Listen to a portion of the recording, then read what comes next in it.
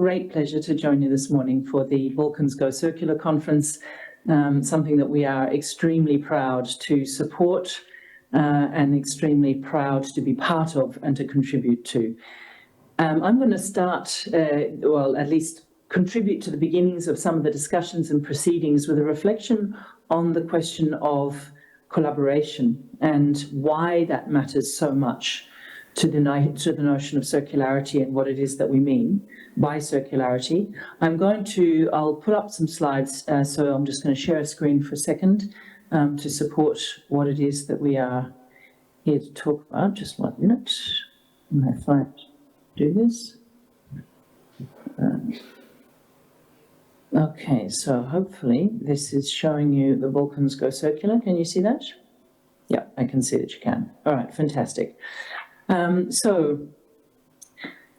Just as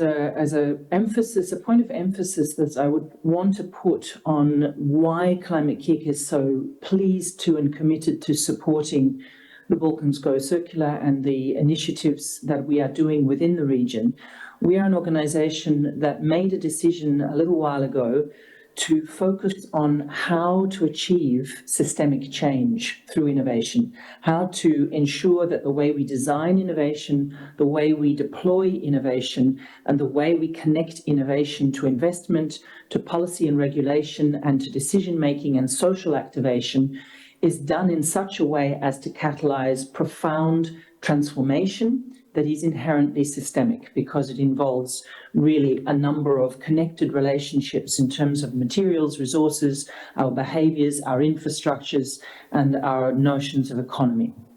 And the reason why we chose to do that, which I think becomes extremely important for the question of what you're here to do and reflect upon in these couple of days, is because we wanted to acknowledge that producing solutions is not sufficient, that we are in a world where we need to go well beyond clever, good, effective solutions, and we need to take responsibility for the combination of those solutions, for their implementation in contexts where they can genuinely change real economy behaviors and real economy structures and use of materials and resources. And we understand that that requires a very different mindset, a very different way of working, and that's what brings me really to the notion of radical collaboration and a really different notion around the design of what it is that we're doing. It's not easy to do because innovation is so grounded in the idea of producing something that solves a problem, and we haven't paid nearly as much attention to the problem solving around the relationships between those things and the integration of those things. And you see that very explicitly in the energy crisis that we're in right at the moment, where we are dealing with rampant inflation, huge tensions and huge issues on energy, not because we don't have solutions, but because we haven't understood how to integrate them fast enough and how to integrate the integrations into our economy in such a way as to begin to create whole systems change. So that's really where I'm speaking from.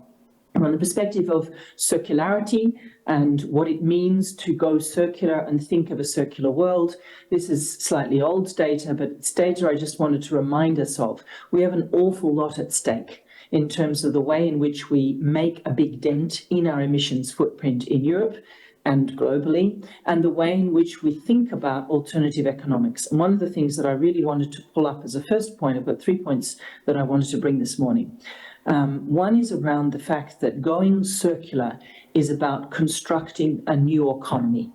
And I think it's really important for us to not underestimate the significance of that. What does it mean to construct new economic systems and new economic dynamics to achieve something like what we're doing? And doing so in such a way as to decouple the economy, our economics, our understanding of economic value, of economic behaviors, of economic structures and incentives from their impact on environment, and allowing us to think about prosperity and growth in economics in a way that has no further environmental pressure. And that, for us, also means we need to bring in a language of regeneration, of restoration and regeneration, because we all have an awful lot of recapturing down into our economic thinking the way in which we think about and have a relationship with emissions of all sorts. So our objective here when we're talking about going circular is that all products and all materials should cycle at high value indefinitely, something from which we are far, far away and about which there are many academic and technical debates as to is it possible or is it not. I think one of the interesting things is to increasingly challenge ourselves to collaborate with nature and to learn from nature using biomimicry and ecosystem services to start to understand what does high value mean in a way that isn't uniquely defined by human interpretations or current economic assumptions about value, and what does indefinitely and how does indefinitely become possible, and how do we think about materials in ways that allows for them having multiple properties and not only the singular uses or applications for which we understand them. It also means really starting to think in terms of different economics of society and different economics of ownership, and starting to think about materials becoming part of a commons. Now, interestingly, and this is one of the things that I think is so powerful in the geopolitical stage, Europe has an existing infrastructure for polycentric governance, which would be one of the most critical elements of structuring the way in which we think about going circular, and of almost imagining Europe as a way of playing out or as a way of leveraging that polycentric governance infrastructure and multi-scale governance infrastructure to experiment with the way in which we think about managed commodity trading, where the commodities are the core materials and resources that we have at play and that we think of needing to be available in our world, and understanding them as fundamentally commons around which we need to negotiate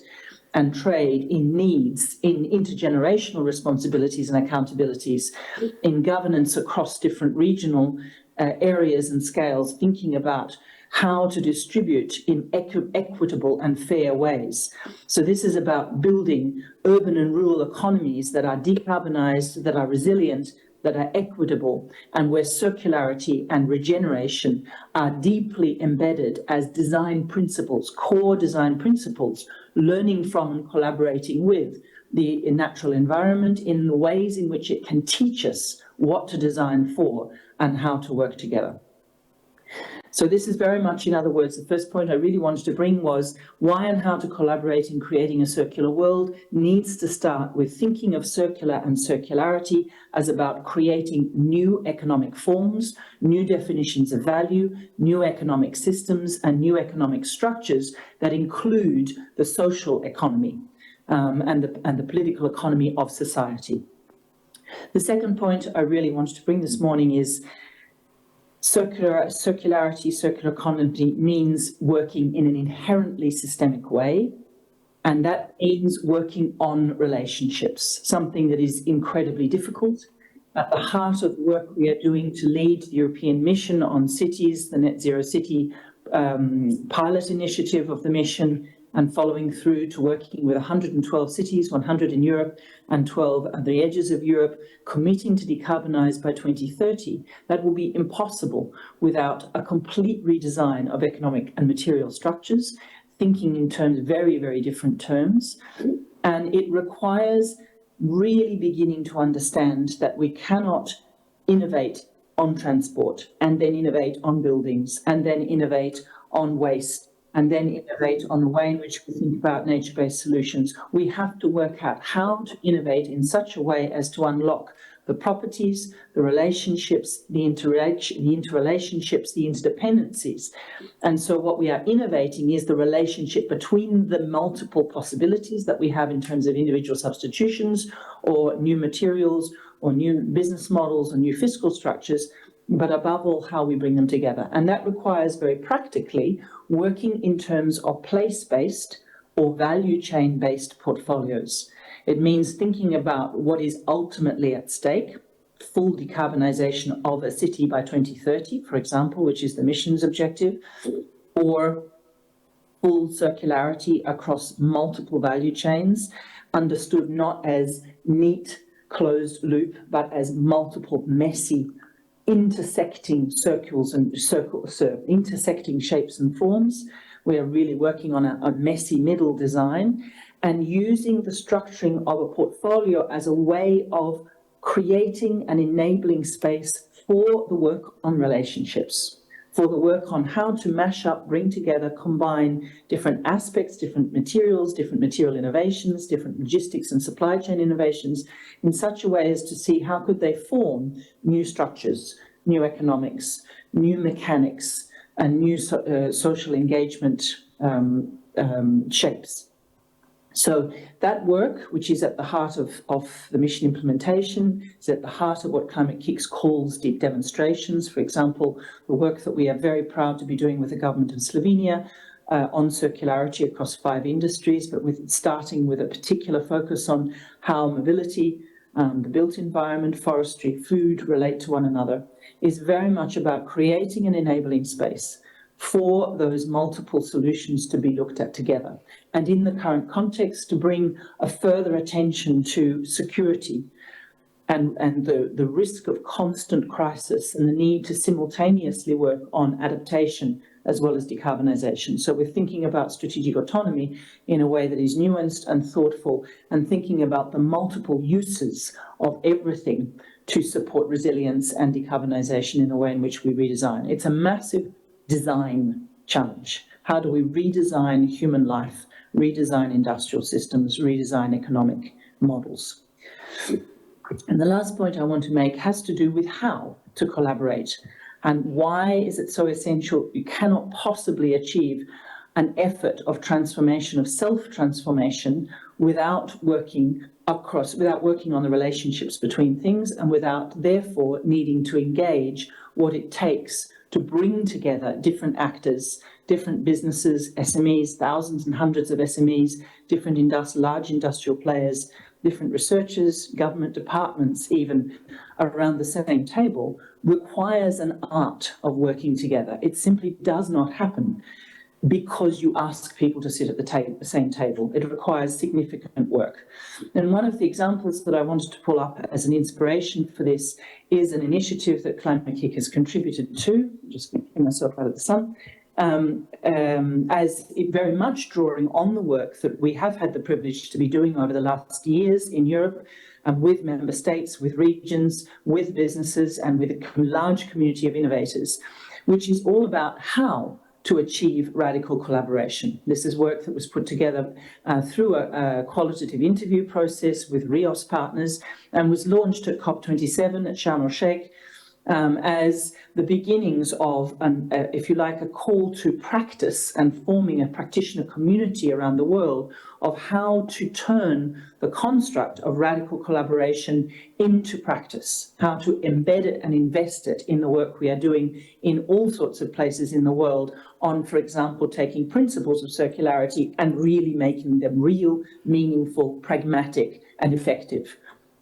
And there's a lot of work that's in here, but I particularly wanted to pull out a couple of things. Some of the relationships on this do's and don'ts page, which very much derives from a lot of the work and the experience that we have had, where the role of each individual actor needs to be understood and explored, and understood in terms of interdependencies, understanding that whatever you are choosing to do is affecting others. Just as we need to understand that if we're thinking about systems and systemic change, the structure of systems determines their behavior. So it's very important to understand the way in which we are digging into those structures and interpreting and making sense of and seeing those structures in order to understand their behavior. And that means every individual actor playing a critical role and understanding the relationship and interdependencies between the roles that they are playing, that each is playing, and the way that affects others. We had a lot of reflection on about the importance of finding necessary allies. That does not imply finding people, businesses, and industrial partners or materials partners to work with that are safest, that are easiest to do business with, that are most similar or like-minded, but indeed looking for who needs to be collaborating because of what nature needs, not so much because of what we think would be easiest or nicest to do, and then working the space of how to stay in the discomfort of putting those different elements together and continuing to use discomfort as a source of deep intelligence and information about what matters to different parts of our systems, economic systems, social systems, political systems. I